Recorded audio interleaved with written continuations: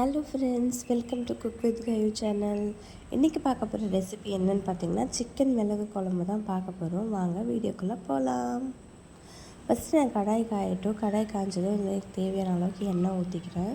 இப்போ எண்ணெய் நல்லா காஞ்சி பண்ணணும். இல்லை கொஞ்சமாக கருவேப்பிலையும் பொடிப்பொடியாக நறுக்கி வச்சுக்கிட்டு வெங்காயமும் சேர்த்து நல்லா வதக்கிக்கலாம்.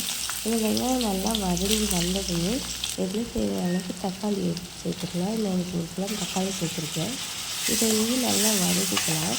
வதங்கி நல்லா இந்த மாதிரி குழஞ்சி வந்ததுமே இதில் தேவையான அளவுக்கு இஞ்சி பூண்டு பேஸ்ட்டு போட்டிருக்கேன். நான் எனக்கு 1 ஸ்பூன் இஞ்சி பூண்டு பேஸ்ட் போட்டிருக்கேன். நான் எனக்கு 1/2 கிலோ சிக்கன் தான் எடுத்திருக்கேன். இப்போ சிக்கனே நல்லா வாஷ் பண்ணி வச்சுருக்கேன். இப்போ சிக்கனை சேர்த்து இதை நல்லா பரட்டி விட்டுக்கலாம்.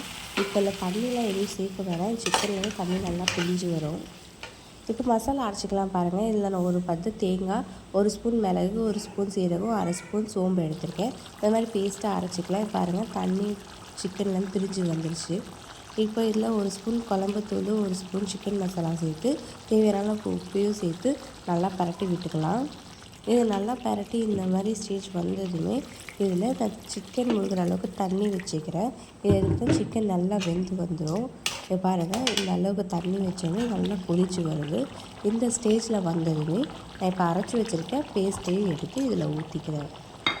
இந்த பேஸ்ட்டை ஊற்றி கொஞ்சம் 2 பரட்டிட்டு 5 மினிட்ஸ் சிம்மில் வச்சுக்கோங்க. இப்போ பாருங்கள், இந்த மாதிரி நல்லா கொதிச்சு எண்ணெய் பிரிஞ்சதுமே சிக்கன் வெந்திருக்கும். இப்போ தேவையான அளவுக்கு கொத்தமல்லி சேர்த்துக்கலாம். அவ்வளோதான், சிக்கன் மிளகு குழம்பு ரெடி. தேங்க்ஸ் ஃபார் வாட்சிங். வீடியோ பிடிச்சா லைக், ஷேர், சப்ஸ்கிரைப் பண்ணிக்கோங்க. பாய்.